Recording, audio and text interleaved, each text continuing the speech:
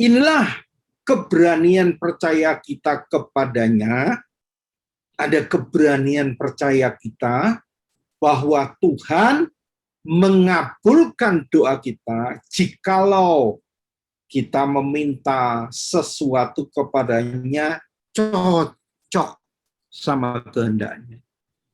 Jadi apa yang Yesus sudah sediakan di Kalvari, semuanya itu adalah bagian kita. Tetapi kalau doa kita minta yang tidak cocok, yang tidak Dia sediakan, sampai engkau minta mungkin dengan air mata darah pun tidak akan.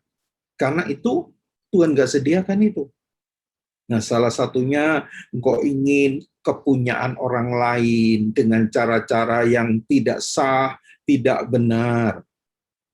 Nah, saudara sekali lagi, ya, orang yang minta dengan nafsu, ya, dengan keinginan untuk mendapatkan, jangan-jangan, saudara, jangan-jangan ketika engkau mendapat sesuatu itu, akhirnya apa? Justru engkau yang dimiliki oleh apa yang kamu minta.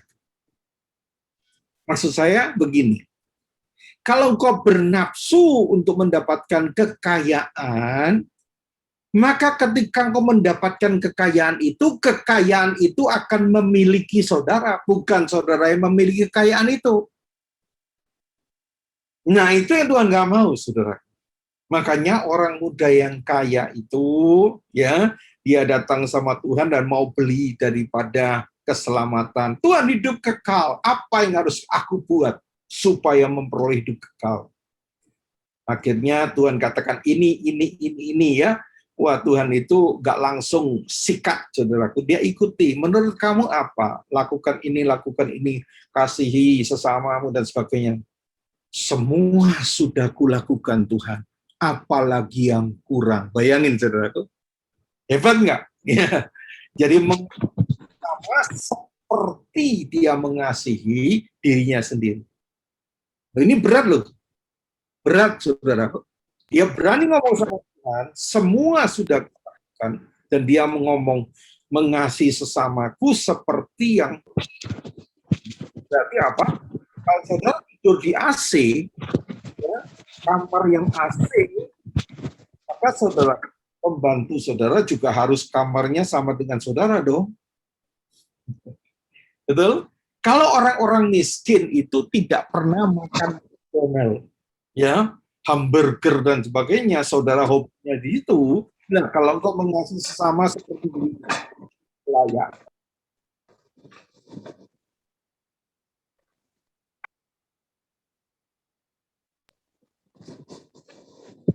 Pak Johannes, maaf mic-nya, Pak. Yes, thank you.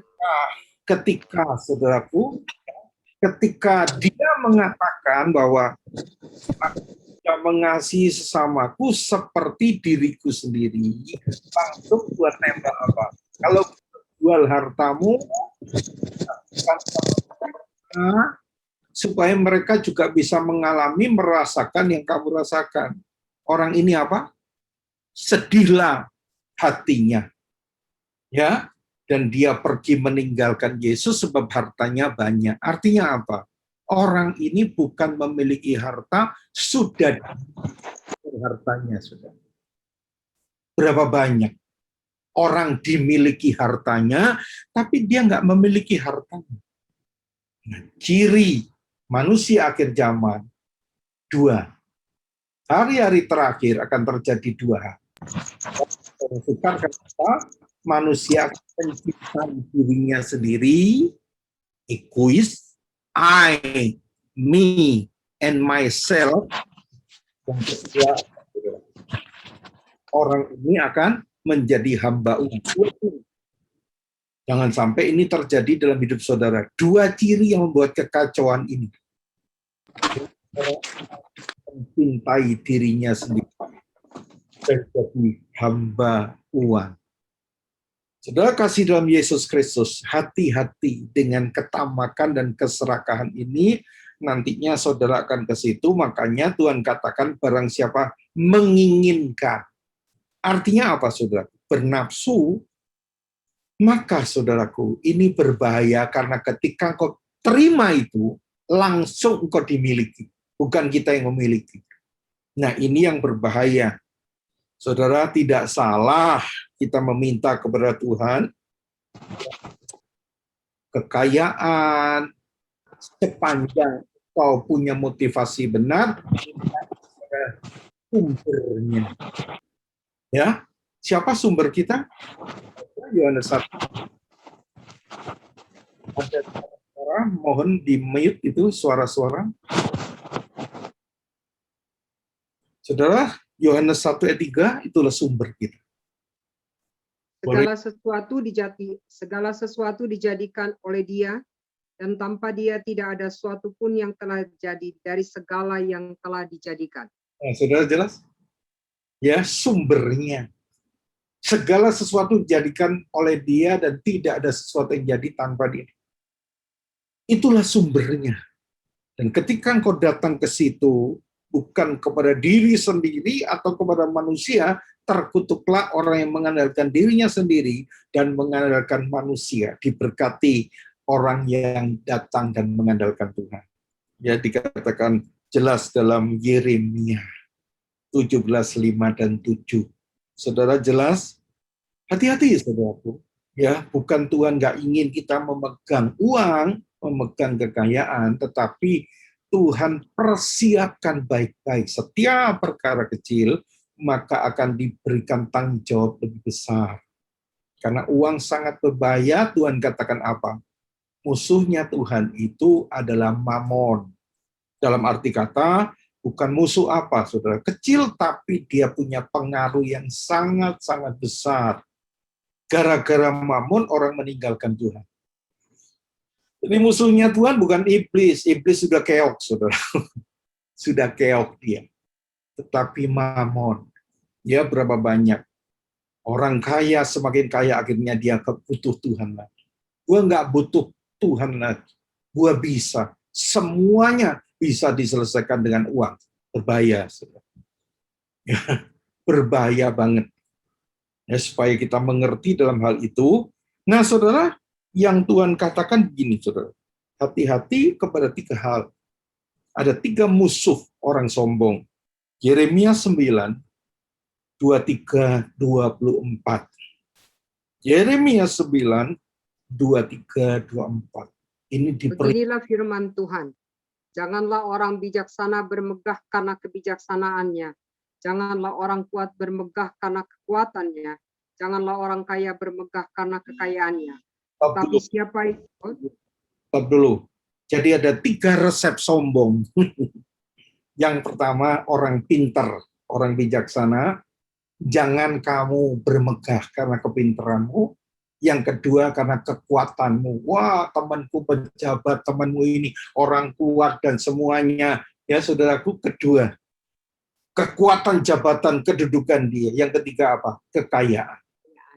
Waspadai 3 hal ini, saudaraku. Tuhan katakan jangan bermegah oleh 3 hal ini, dan engkau akan jatuh kepada kecongkaan, kesombongan. Hati-hati, saudaraku, 3 hal ini. Tetapi yang Tuhan mau, kita boleh bermegah apa selanjutnya, Bu? Silakan. Ayat 24, tetapi siapa yang mau bermegah, baiklah bermegah karena yang berikut. Bahwa ia memahami dan mengenal aku. Bahwa akulah Tuhan yang menunjukkan kasih setia, keadilan, dan kebenaran di bumi. Sungguh, semuanya itu kusukai. Demikianlah firman Tuhan. Tuhan yang ngomong. Kalau mau bermegah itu, bermegah karena kita mengenal Dia. Nah, lewat Zoom hari-hari ini, saudaraku, engkau diajak makin mengenal Dia. Amin. Oh, Bapak yang luar biasa. Bapak yang bertanggung jawab. Kita sudah belajar yang lalu. Dia bukan Bapak burung-burung, saudaraku, tapi burung-burung Dia pelihara. Sehingga pada waktu kau khawatir, kau cemas, lihat burung-burung di udara. Yang tidak punya rekening, tidak punya usaha, tidak punya segala sesuatu. Tuhan pelihara, terlebih kita, anak-anaknya, saudara. Hari-hari ini, banyak orang terus terjebak pada nanti gimana, kalau ini di PSB apa itu, PPKM diperpanjang lagi, ya. Ya kalau sampai Agustus aja, kalau enggak gimana nanti apa aku bisa makan? Aduh, hati-hati, saudara. Percaya deh, saudaraku. Ya baru-baru ini jujur ya, 3 hari yang lalu istri saya harus masuk ke rumah sakit lagi. Ya pada waktu masuk ke rumah sakit akan berangkat, jujur istri saya katakan begini, Pak, ini bagaimana Pak? Saudara tahu, kalau masuk ke rumah sakit sudah bicara tidak lepas dari puluhan juta, nggak akan lepas. Istri saya katakan, nggak Pak, di rumah aja Pak, aku akan sungguh-sungguh aku akan istirahat, rest penuh. Aku nggak akan itu, Pak. Enggak, Pak, aku nggak mau. Kita sudah lihat, ya, tekanan darah HP-nya dari 8,6 sudah makin turun menjadi 7,6. Turun terus, saudara. Saya katakan, Ma, ayo kita jalan. Tapi rupanya istri saya itu masih mikir. Wanita kan begitu, ya kan? Wanita ini mikir, saudaraku. Aduh, dan sebagainya. Waktu dia katakan akhirnya dia jujur, dia berpikir jangan-jangan ya nanti nggak cukup, bagaimana kita? Saudara, saat itu juga tiba-tiba HP saya bunyi dari seorang anak muda dari Mojokerto yang selama hidup kami, anak ini nggak pernah memberikan uang 1.000 perak aja nggak pernah.